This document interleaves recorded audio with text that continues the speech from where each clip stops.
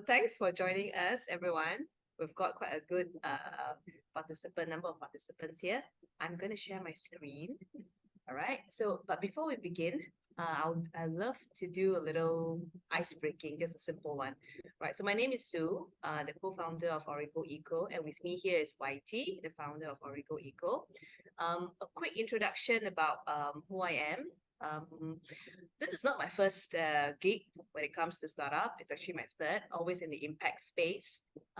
Always started off with a dream to do a huge difference to the world, right? So I started off helping single moms and moved on to help farmers, urban poor farmers, right? And finally, it led me to Origo Eco, and I met YT. Really loved what he has done with Origo Eco about 4 years ago, and that's why I agreed to join as a co-founder to help him continue this journey to fight to tackle climate change. Right. So YT himself is the brain behind all the amazing technology that we have in Origo Eco. Right. We're going to cover a little bit in the deck in the presentation. Okay, so I would love to really hear from all of you, but due to time constraint, however, please reach out to us. You can PM me, you can contact me, WhatsApp me, just feel free to do so, okay? This session, I'm very open to you guys asking questions in between.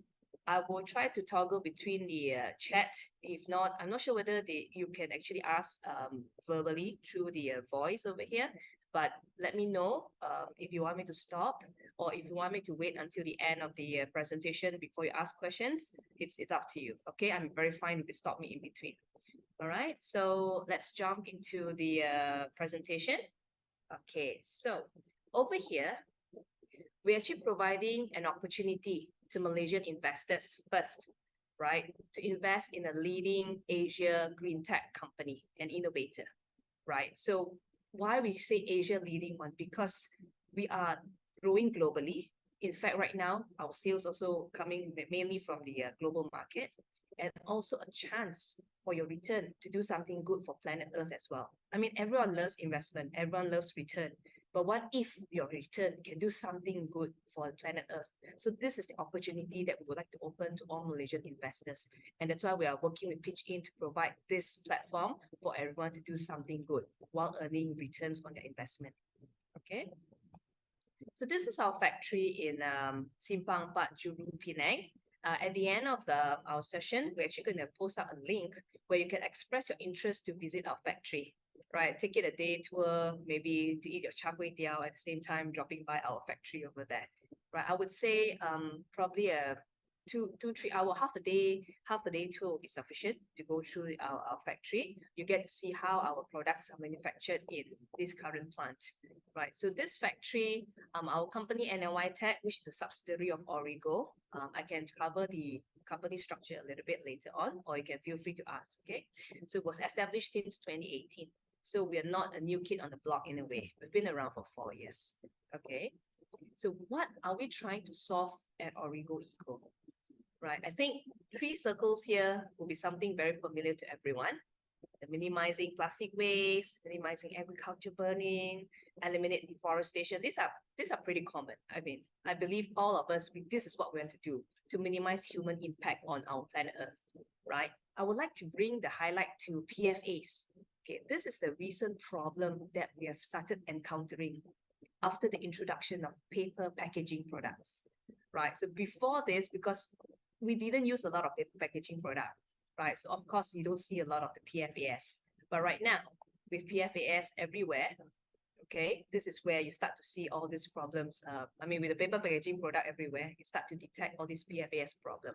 So PFAS is a forever chemical. It's coined forever chemical because it stays in your body once ingested and it doesn't leave, right? So these are all new problems created by mankind where we forsake our health to save the planet. That's why I always say all these paper packaging products are temporary solutions.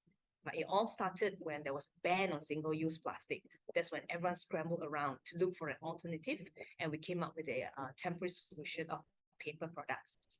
Right, so these are the problems that we want to solve because we know any kind of chemical isn't good for us. It's going to cause cancer. So do we want to sacrifice ourselves just to save the planet? We can actually save both. Why do we need to sacrifice ourselves? Right, so this is the thing that we want to do, minimize human impact on our planet. Okay. So you might be wondering, is there any problem with agriculture waste and byproduct? Right? It is not something that we come by on a daily life because we don't have like huge plantation right in our backyard. Okay, but this is a picture of rice husk. Okay, rice husk is a byproduct of the paddy plantation.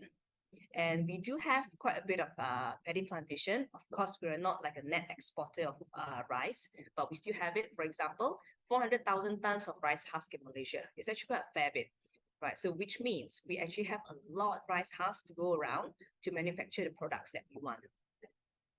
Another slide over here. This is the palm empty fruit bunch.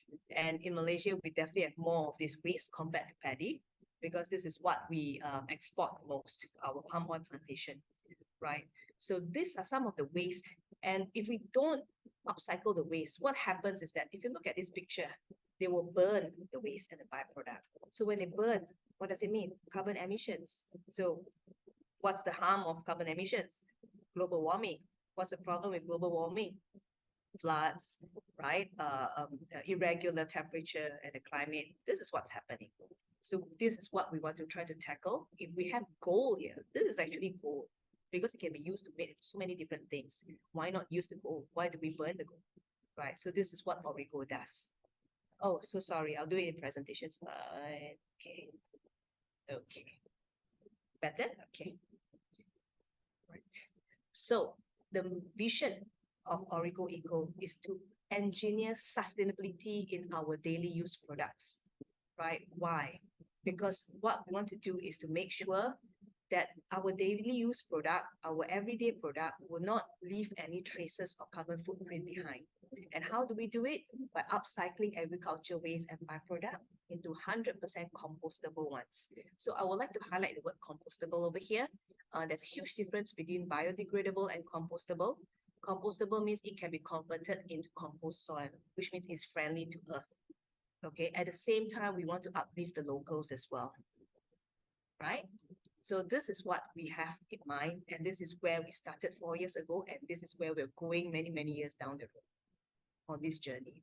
So you've heard of zero waste, you've heard of circular economy, but what about double circular economy, right? So this is a concept that we are implementing at Origo, not only in Malaysia, mind you, it's actually worldwide.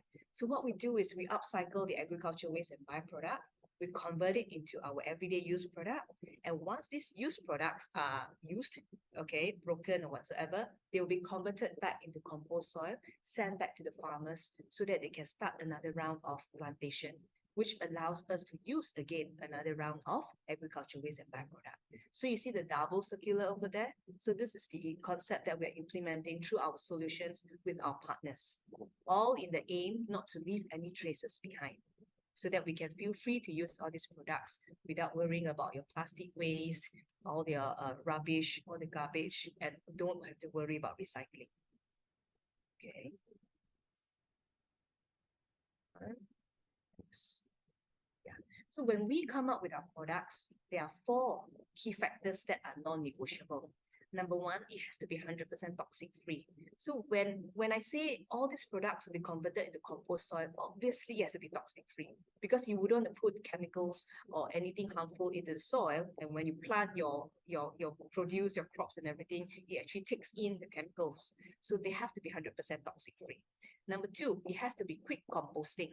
So for example, our rice straws, when buried in the soil, will decompose in less than 30 days, right? Because for a product, for example, bamboo chopsticks, you might think that it's decomposable, yes, but it takes 5 to 7 years. So for a pair of chopsticks that you use maybe 5 minutes, and it's going to occupy the landfill for 5 to 7 years. So that ratio is not actually very healthy for us. That's why for every product that we create, it has to be quick composting.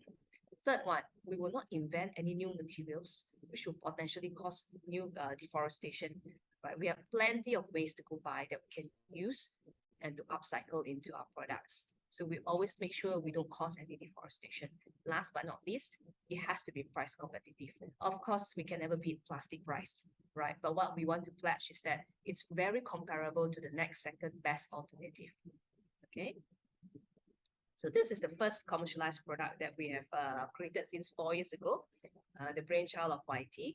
So if you go to Coffee Bean and Tea Leaf, the bubble straws, these are actually our straws, right? I would like to highlight this USDA cert over here. Cursor. I hope you can see my mouse. Right. So a lot of biodegradable product companies would have USDA certs. Okay, but please always look out for this percentage, the ratio, 100%. So 100% means ours are 100% organic matter. Okay, some will probably hide the percentage. Some will probably show 90, 95, 80. So that's the amount of bio-based product or material in the product. For ours, it's 100%. That's why our straws are famous to be edible, because it's actually food. Yeah. And this is the second product that we're going to commercialize, and what this fundraising is all about, our Origo pellet solution. Right, there you see a few keywords here: wood-free, fumigation-free, UF-free. Right. Feel free to stop me if you want me to go a bit more in detail. Okay, I see some Q&A.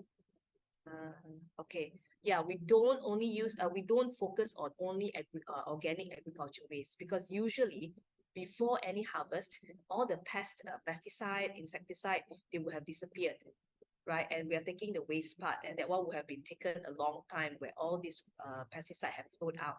So actually, where the organic is not really crucial to us. Yeah, that's okay. So fumigation free, I'll come to it in a bit. So our pellets are definitely wood free. They are made of rice husk. It can also be made from any palm and fruit bunch. Okay, and urea formaldehyde is actually a very toxic chemical that is typically used to glue things together. And we don't use that because we have our own in-house 100% natural food. Yeah, and fumigation free, that means for every pellet that goes in and out of import-export, it has to go through a fumigation process. Right. So for our case, we don't have to, because our process has been, our pellets have been heat treated, very high heat treated. So it's actually free from this fumigation process. Every time it has to go through fumigation, companies actually have to pay. So it's an additional cost. So we're actually helping them save costs where we take away the requirement to go for fumigation. Right. And most unique feature is equipped with blockchain traceability. Right. Blockchain traceability means every pellet has an identity, like a my card. So we know this pellet has gone to whose house, gone to which company, right? And most importantly, it actually allows us to calculate the carbon credit for each company, right? So how much do you think it's going to cost? Well, the good news is it can be cheaper than the current solution, which is the wooden pellet, right? It's because of all these unique features, we actually emerged as the global champion at the recently concluded DHL Global Fast Forward Challenge held in Spain, right? Beating 4 other startups from all around the world. Okay, and so what happens is that DHL is also our POC partner, who's going to work with us to test it out and also to provide this solution to all the international clients. Okay, I see a question in the Q&A. Oh, why? Okay, why do we need to trace the pellet? Yeah, okay, good question. So in the halal, there are a few benefits for tracing the pellet. Let me just go to the next slide. It might come over here. All right. So please feel free to read the points here. So when it comes to the traceability part, in the halal industry, they can only always use brand new pellets. That's one, right? Because they don't ever know this used pellet, where it has gone to. Has it gone to a non-halal industry? Has it gone to a non-halal shop? So this is one plus point of the traceability, which means if this pellet has been used, as long as they look through the record, it hasn't gone to any non-halal sources, then this pellet can still be used. Of course, it helps cut down the cost for the halal industry side. Second thing is that I will show you this. This is our tracking system. If you look at the environmental impact at the bottom, right, this is the one where we work and collaborate with corporate companies to calculate what matters to them. Right, like for example, how many pellets they've used, how many trees have they saved, and then what is the CO2 emission that they have saved. So these are the ones that provide transparency, legitimacy, and also validity to all the claims, all their ESG claims for big corporate companies. And this is the one that they can download and compile and submit together with their ESG report. So this is the beauty of the traceability. Okay, over here, this is the one, ISPM 15, which I mentioned about fumigation. So there is a compliance that pellets have to go through, but for our case, we are actually exempted from it, right? And if you notice, the design, this is a nestable design, like cups, where it's stackable and nestable, right? So there's a huge benefit to that. It actually saves space, whether during shipping or even during warehousing, right? So give you an example. For this wooden pallet, in a 40-footer, we can ship about 300 pieces. But for our pallet, Origo pallet, in a 40-footer container, we can ship 1,400 pieces. That's close to 5 times of the cost savings when it comes to shipping. So not only is the original cost already better than the wooden pallet, even the shipping, the warehousing cost is going to be even cheaper. So that's the beauty of our Origo pallet. Let me look at the Q&A for a while, okay? Well, competitors. Okay, I think YT is trying to answer. I'll leave it for a while. I'll come back to that, okay? Yeah, I'm coming to that actually, competitors. So, yeah. Okay, so coming up soon, we're definitely not stopping at the pallet, right? Coming up soon is actually the tableware, where we have finalized the formulation for the bento trays, chopsticks, and the ice cream tester spoon. So to give you an idea of the size of the market, we actually received an inquiry from Kelly's Deli, a Dutch company based in Holland, and they use 5 million pairs of chopsticks per month. And this is not even in Japan. I mean, this is in Netherlands, where the Angmo are using chopsticks, and the figure is just massive, right? And to give you a context of Japan, each Japanese would use 1 pair of chopstick per day, minimum. Disposable, yeah? Disposable chopstick. So that's the kind of population I will share with you. So the population in Japan is about 120 million people. So you can do the math. That's the kind of market that we're looking at when we come up with all these products, right? There is a reason why we come up with our new range, because there's a market demand for it. But this will be next after we set up the pallet facility. And of course, our innovation doesn't stop there. Right, in our pipeline, the same material that we use for the pallets can be used to replace MDF boards, cement, bricks. So you can imagine in the future, whenever you buy furniture, you no longer cause deforestation, right? Because nowadays, with our solution, the furniture can also be made from compostable materials. So when you're done with the furniture, you can actually chip it up into small pieces and then feed it to your garden, perhaps. Right, so that's the beauty that we're seeing in terms of the technology that we own. Okay, also imagine we have this Green Building Index, GBI, right? So right now, you can even walk into a GBI, not to say right now, in the future when we commercialize this, you can walk into a GBI certified building, and the construction materials are made from compostable ones, right? That's the beauty of the technology. Okay, so yeah, the competitor, right? So you can see some of the companies here and some of the other products that are available in the market. There's one key factor, how we differentiate ourselves from all the rest. Number one, we only come up with materials that are toxic-free, home compostable, and we own the technology and the manufacturing facility. Right, a lot of companies out there, they are mainly marketing companies, which means they will trade. They get in all these products from different sources, different countries, and they will sell, right? But they do not own the technology. I do not know whether there's any technology behind, because we can't trace the sources, right? Or we have a lot of bioplastic products. Bioplastic products right now are facing a little bit of a stiff problem, because in Europe, they're starting to ban bioplastic. Because at the end of the day, bioplastic still contains resin or plastic or polymer. Right? And of course, the other products that we are using right now a lot, the paper straws, even though it's called eco-friendly, like I shared with you, it contains PFAS, which is toxin. So this is one way how we are very, very different from everyone else. Yeah, I hope I answered the question when it comes to the competitor. So when it comes to our market, rice straws we've commercialized since 4 years ago. So we have already exported to 16 countries. You can see the dot in the on the map. We're actually going into US soon. I haven't put it on the map because we're still talking to a US partner, right? So hopefully this side of the map will see some dots as well. And locally, of course, Coffee Bean and Tea Leaf, our client, and a lot of hotels. So a lot of our partners internationally, when they come vacation in Malaysia, they will encounter our straws at the hotels that they stay in. Right? It's actually a very good exposure when we sell it to the hotels. Yeah, and the ones you see at the bottom, the DHL, Intel, and MCOR, these are the ones for the pallets. We have actually received an LOI of 100,000 pieces per month of the pallet from a Saudi company called Pallet 2. right? The figures for each of these is ranging about 7,000 pieces per month to sometimes even about 10,000 pieces per month for all these companies. Okay, we can come into detail of all this later if you have any questions. So I've shared that in 2018, that's when NOI Tech was established. And in 2022, we actually set up our holding company because this is our exercise to go IPO in the next 3 to 5 years. So we're setting up the holding company and they're going to be subsidiaries company underneath. And of course, when you're investing in the group holding company. Okay, and in Q1 2023, that's actually when we won the fast forward challenge with our pallet solution, right? So it was actually a problem statement by DHL where they are looking to solve it.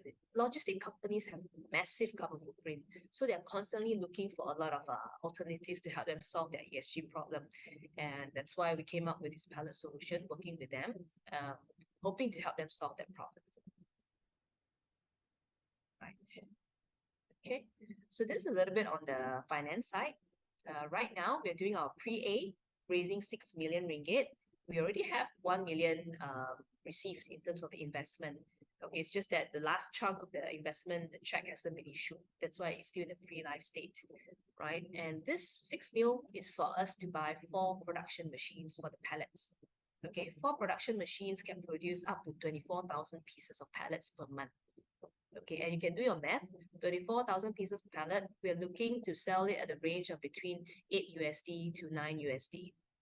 Okay, so that's the revenue for 4 pallets. That's why it's over here.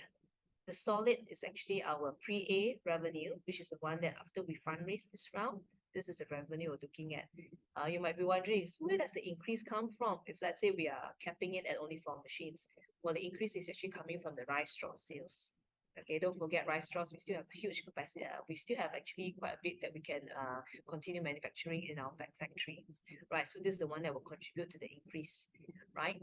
And if you look at the dotted line, because 4 machines, why we came out with 4 machines is purely just to break even.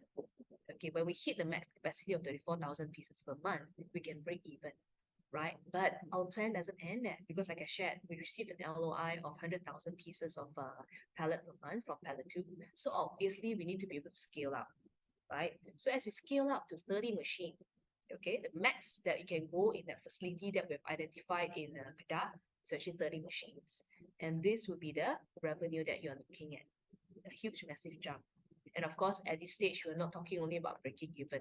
We're looking at actually positive, right? So this is a little bit explanation about our fundraising pipeline and the scaling up of our factory. Let me take a look at the supply again. Yeah, okay. So in the price comparison for the pallet, like I shared, $8 to $9. Okay, currently we actually received a quotation for the wooden pallet. The wooden pallet from China, okay, their price is actually $10. Okay, so we can be cheaper than the wooden pallet. In fact, in Europe, we've talked to them about Euro pallet, it is priced at 12 to 15 euro. So our $8 to $9 for the pallets is actually very, very affordable. Okay. Right. So I've roughly shared about the 6 mil, what it's going to be used for. CapEx to set up the facility, and of course, OpEx to run it, right? Because ideally, if you can hit straight away 24,000 pieces, that'll be perfect. But we need a little runway in case it takes a little time to actually hit 24,000. So the working capital is definitely there. And of course, market expansion, because we still need to drive the straws to continue closing sales. We already have our sales pipeline. I can actually share it with you. Right. I would like to share a little bit about the impact, like I shared with you. The opportunity that we provide to you guys is not only just ROI in terms of the investment, it's also the fact that you can tackle climate change. You know, not us, but you helping us to actually tackle climate change. Give you an example. So in our 30 machine facility, let's say we can produce up to 2.4 million pallets a year. Okay, that means we have upcycled 43,000 tons of rice husks. Do you remember the slide where I showed you we have about 400,000 tons of rice husks annually? It's just a fraction, 10%. So you don't have to worry about the materials. There's abundance of it in Malaysia. Okay, and with this 2.4 million pallets circulating all around the world, Okay, globally, currently the pallet utilization is about 6 billion pieces, 6 million, 6 billion or 6 million YT. You're muted. Sorry, 6 million. Yeah, 6 million pieces. So 2.4 million pallets, we are still not even halfway there, right? You will have saved 800,000 trees in the process. And that's a lot of trees, right? And when these pallets are, let's say, overused, broken, or whatsoever, then we can convert it into 35,000 tons of compost. Okay, what does this compost do? You might be wondering. It actually can be used to rejuvenate 2.3 million acres of paddy. And in Malaysia, 2.3 million acres of paddy actually belongs to 300,000 small-time paddy farmers. I don't calculate the big guys. It's the small guys that we want to help, right? So 300,000 paddy farmers that you get to benefit. So this is the kind of impact that we're looking at when we talk about impact company. And this is what Origo Eco is set out to do. Right? So future roadmap, once this fundraising round is closed, we'll definitely set up the facility, targeting to set it up Q1 2024 for machines, get the certifications, right? Run the production, of course. And our rice straws factory, we're expanding to bring in one machine to do the O series, which is the tableware. And by Q2, we definitely want to start selling all the pallets. But with the big companies, we need to do POC because they want to work out the traceability part of it, right? So there's a little bit of POC to be run. And by H1, first half of 2025, we're looking to expand to the 30 machine rather than just the 4 machines, right? And H1 2026 is really to complete the commercialization of the whole range of the O series. So this is roughly the future that we're looking at in at least 1 to 2 years' time. Right, a little bit background about the team behind Origo. No company will run without any good team, right? So like I've shared my background, I'm actually one of the top 10 women social entrepreneur, okay? Because impact, sustainability, social enterprise, that's my passion, that's my strength, right? And YT, with IT engineering background, yeah, and also most importantly, machinery customization background. So you don't have to worry when it comes to any machine factory setup, scaling up is the guy to go to. And of course, another co-founder of ours who has massive experience when it comes to manufacturing. Yeah, he has already set up a company, even brought it to IPO, exited the company. So he's the best to actually really work the company towards IPO because we have a plan in 3 to 5 years' time that we're going to go IPO. That's why we actually set up Origo Eco as a group company, and underneath will be the subsidiary companies. Right? So I guess that's all over here on my end. Let me look at the Q&A again.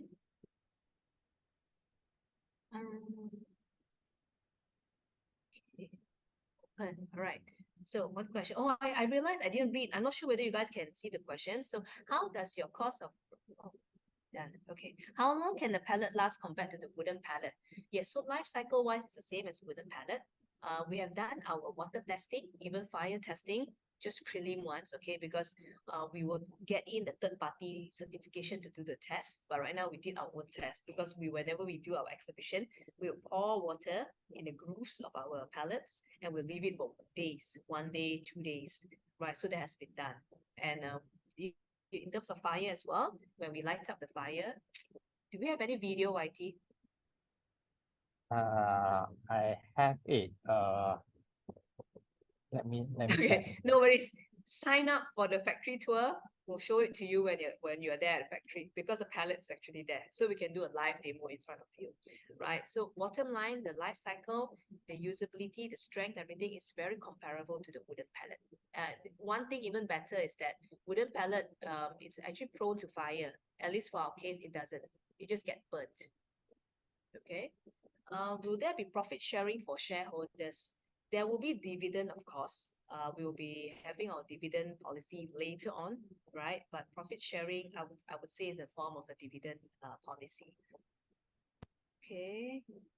Non-organic plantation uses harmful. Yeah, I think I've covered that, the pesticide part, because before them harvesting, all these pesticide will have cleared.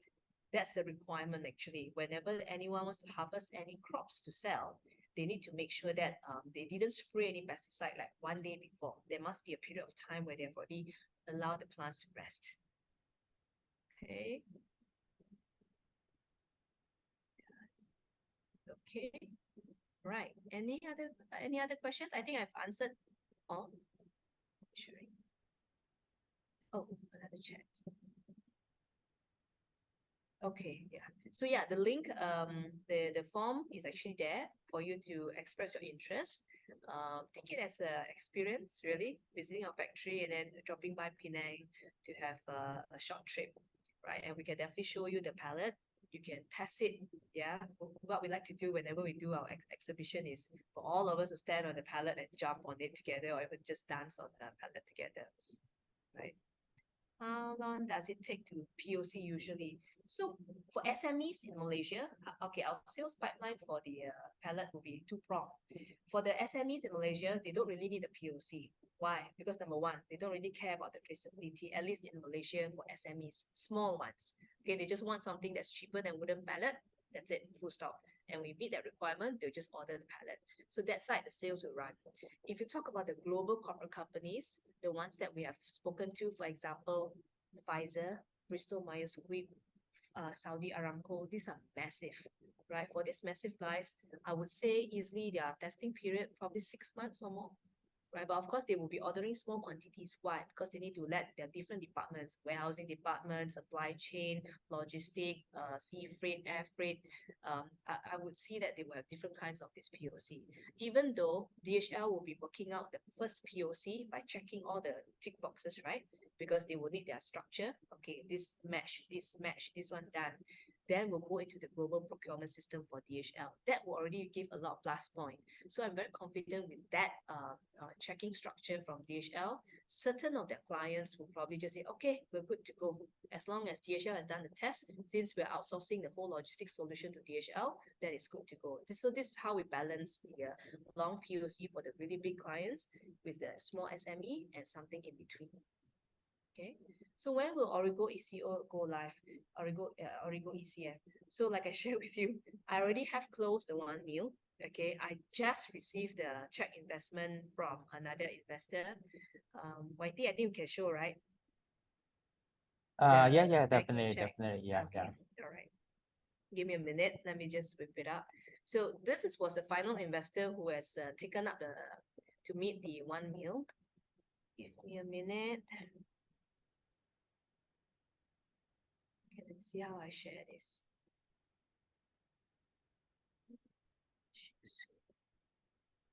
Okay, there you go. Right, I think you can see this. So this investor was actually down with COVID for last week and this week, right? So he finally banked in this amount, and with a little bit more, I believe in another 1 week or so, we will actually go live really. Okay, so how big is my moat? Yes, so that's why if we talk about barrier to entry, let me stop sharing first. Okay, right. So when you talk about barrier to entry, there are a few things. Number one, if you talk about startups who have solutions, okay? Okay, if you have you talk about startups who have solutions, they usually end up in the lab. So when it ends up in the lab, what happens is that they can't scale up because they have the formulation, but they do not know how to scale up. If you go to the other end of the spectrum of manufacturers, they probably have, hey, this is something that I can come up with. However, there's one downside to it. They do not know how to sell. They do not know how to build a brand. They do not know how to build an ecosystem. So what you have in this Origo is a combination of both, right? We are building a brand fast and aggressively, okay, through good partners like DHL, even K plus N, Kernel Nagel is actually DHL's competitor. They're also in talks with us. So we through good partners like that, yeah, together with our expertise in the manufacturing and our marketing and all those, so we will move way faster than either one of those, whether it's the manufacturing guys or the startup guys. Of course, having good partnership helps a lot. That's why the key here is with DHL as our partner, it will definitely be easier to tap into the existing clientele. And this is where we actually got all our international clients, right? So how we're going to really win the game? Why us? Why now? Right? Number one, like I shared with you, when you talk about sustainability, the time is now. Okay, even though we started it 4 years ago during the ban of the plastic straws, but currently in Europe, they're already starting to ban bioplastic. In Malaysia, of course, plastic is gone. Of course, bioplastic is still a bit long way to go, right? But what's happening is that everyone is looking at SROI, sustainability return on investment. This is something that PRWC is working on. So which means companies would have to start declaring SROIs. So with all these things coming in, together with our good partnership, together with our expertise of the team, the strength of the team, and the speed, this is how we're going to win the game very confidently, right? Okay, sorry, what is POC? Proof of concept. POC means proof of concept. So with big corporate companies, usually they're not going to say, okay, I'll replace all my 10,000 pieces of pallets with yours, just like that. They'll have to go through a process like, okay, I would like to let my warehouse team test it out, right? What are some of the checklists that you need to go through? Next, I have to let my shipping team test it out. So these are the POCs that usually we have to do with big corporate. Yeah. Okay. I think, yeah, I've answered questions.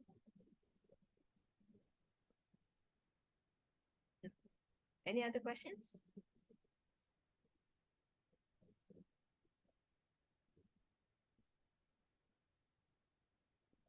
Oh, maybe I'll do this. I tell you what, I will even share with you our sales pipeline. Hold on, yeah. So what you see in the graph is not wishful thinking, because these are existing customers whom we are talking to right now, but we're just putting them coming in as a sales order later on. Pull out the file.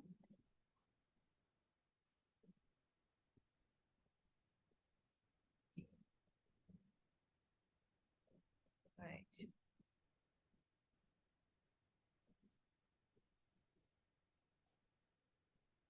Okay, right. So this is our sales pipeline that we have planned out. Okay, if you notice, I haven't put in the figures for the value of all these clients. So local bubble tea chain, how much are they valued at? Okay, these are the ones we're talking to. You mentioned using FFB, EFB, right? So EFB, that's the one for pallet, which we haven't started because we need to set up the facility. But we do have samples of our pallet that uses both rice husk and also the EFB. You can really come over to Penang to have a look at it, right? So for example, Belgium is our existing client as well. And these are the values of the sales. So this is how we came up with the figures. Okay, so the chart that you see in on pitchIN side is not just random figure we pluck it. These are all existing customers that are partners we are speaking to, right? And we don't put them to translate into sales directly in the first year, because we do understand we have to be realistic, and this is how realistic we can be, right? I would like to show the LOI as well from pallet 2. Give me a minute.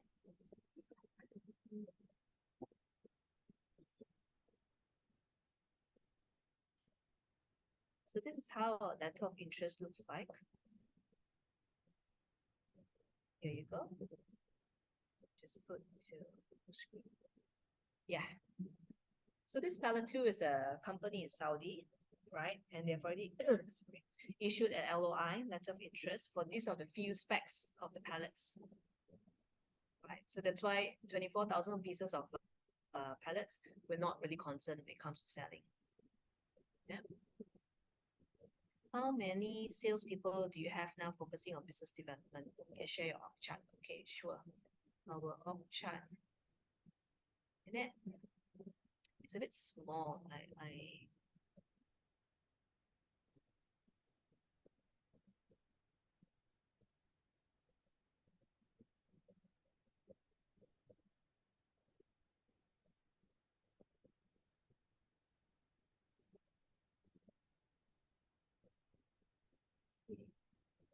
This is a bit outdated, but this is what I can share with you. Share screen. So currently, if you talk about sales, it'll be YT and myself focusing on sales. There you go.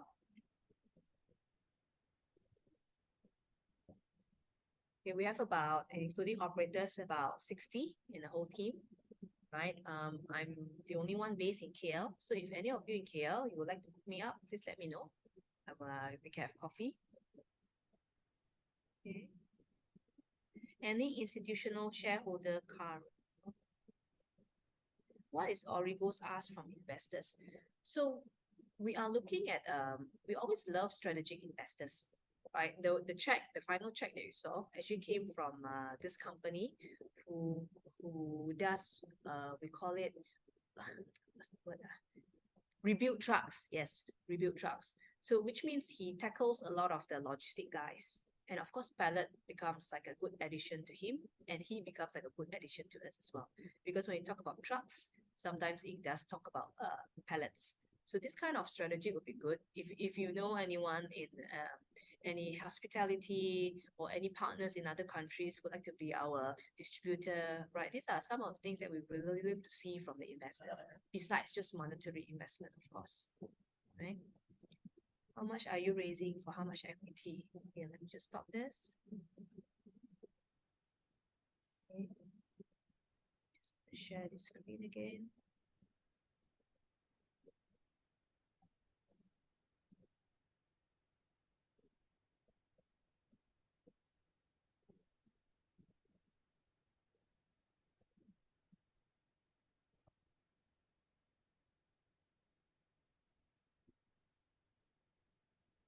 Sorry, this is USD. Hold on. Let me get the yeah, but you can do your math. Okay, because we speak to actually a lot of international investors. The 1 mil that I told you we just closed. Five, one, two, three, four. Four out of five of them actually are Singaporeans. Six, yeah, okay. Six of them, five out of six actually are Singaporean investors, right? So that's why I tend to have my figures in USD. But we're looking at 6 mil, and then the percentage is the same, plus minus about that. It's also on the pitchIN campaign website, but it really depends on whether we are oversubscribed or anything. So the percentage might differ, but the unit of shares will definitely be fixed. Okay. I thought I saw another question just now, which disappeared. I think I have answered already. Oh, okay, okay. Thank you.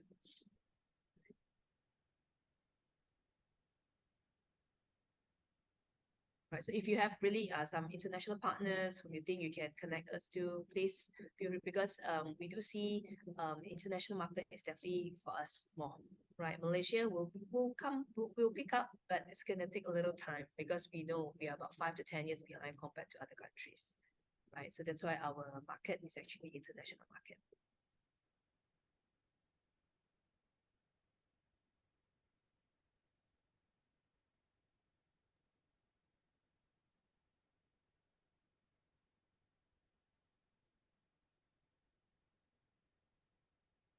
Thanks, YT, for answering. I didn't realize so many questions there.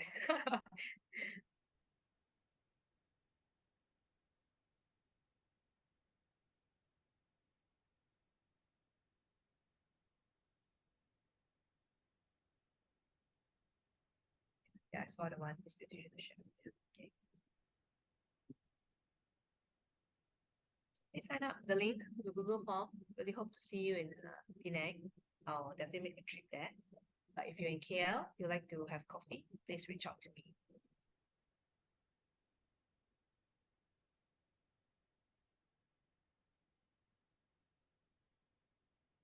Any other questions?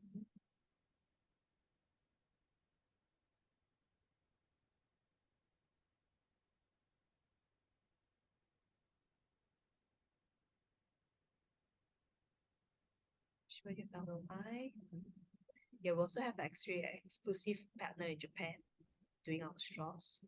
So Japan market is big as well when it comes to disposable.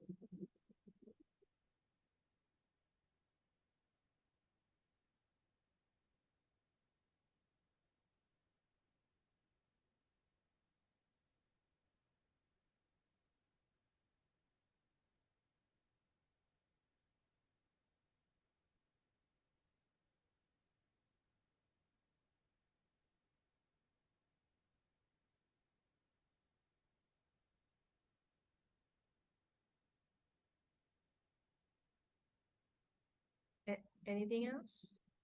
How many? Please send us link. Oh, the link. Lisa, can you help? the visit link, yeah, the link and also the I think the campaign I will put it here, page. yeah. Okay. Okay, I'll email Raymond once the deck. Take note of that. Link for factory visit. Okay. Oh, okay, sure. Okay, I'll show you our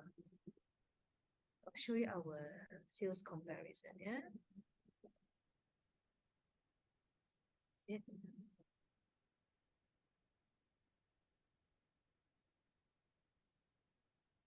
you go.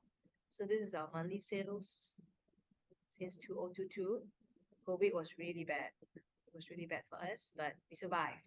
Still standing strong. So it's growing. Okay, the orange line is actually 2023 sales line.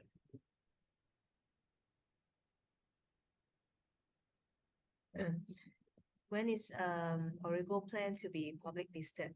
Yeah, so we're looking at 3 to 5 years time to be listed. We need to set up the pallet facility. Oh, I also need to share as well.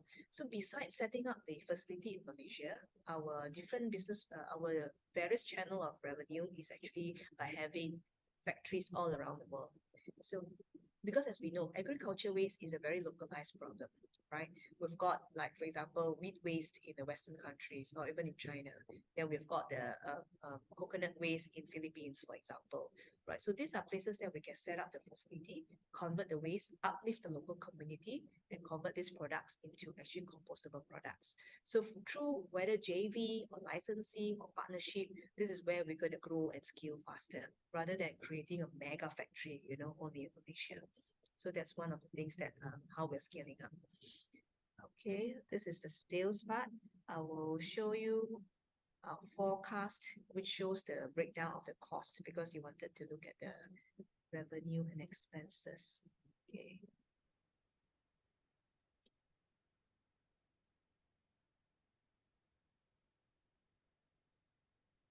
This is a bit crowded.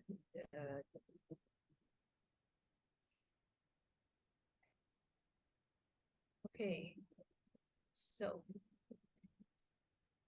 typically, these are the straws. This is a rice straw part of all the costing.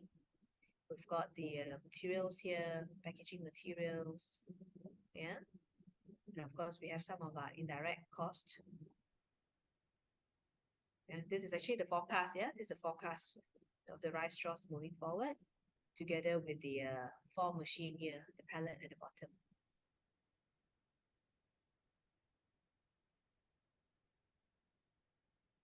So you'll notice here, the revenue is actually capped because we put it like 24,000 pieces per month. Okay, so over here we're putting it the price at slightly lower than $8 USD.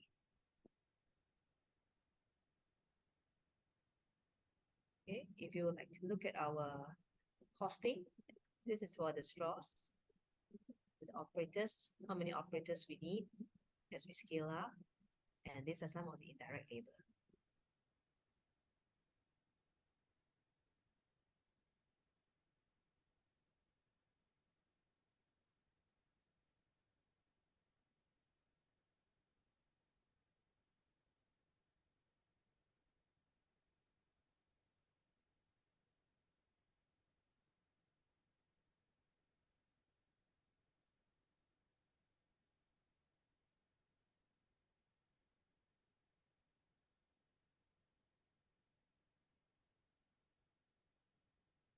Any more questions?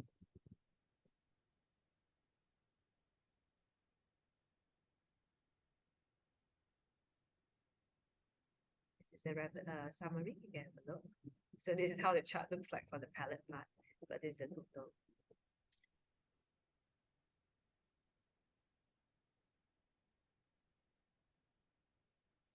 All these information is actually available in the pitchIN documentations, right? Yeah, correct. But they don't probably have the detailed part of it, but you can always ask from us if you really want this. We can run through with you. If not, it's a bit daunting and a bit overwhelming as well. So I don't mind meeting you up and we can have a call separately. We can run through this with you, right? And maybe you have questions about, hey, how I came up with all this sales pipeline, right? So how I came up with this, you can always ask me. The campaign page has been shared as well by Lisa.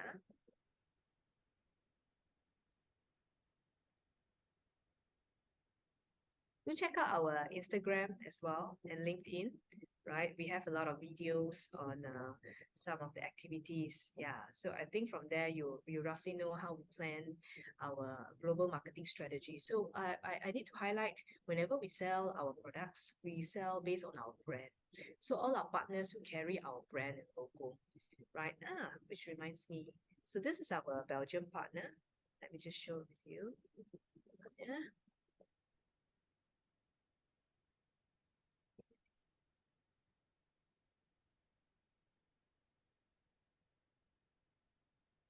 Share screen.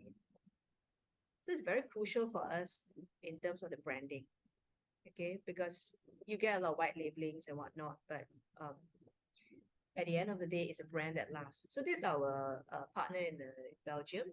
Yeah, this is their logo, EcoSeepers. But you'll notice that photos are from us, some of them, and even the rice straws, the logo, our packaging, right? And most importantly, the logo. This is how we collaborate with all our international partners. And I'm going to show you this. Do you see this? Is it a Gaia out now? No, let me just stop sharing and share again. Okay, so this website is not completed yet. This is our UK partner. He's still designing the website. You can see it's rice straws. So he hasn't put up all the products yet. So this is how we work with all our international partners.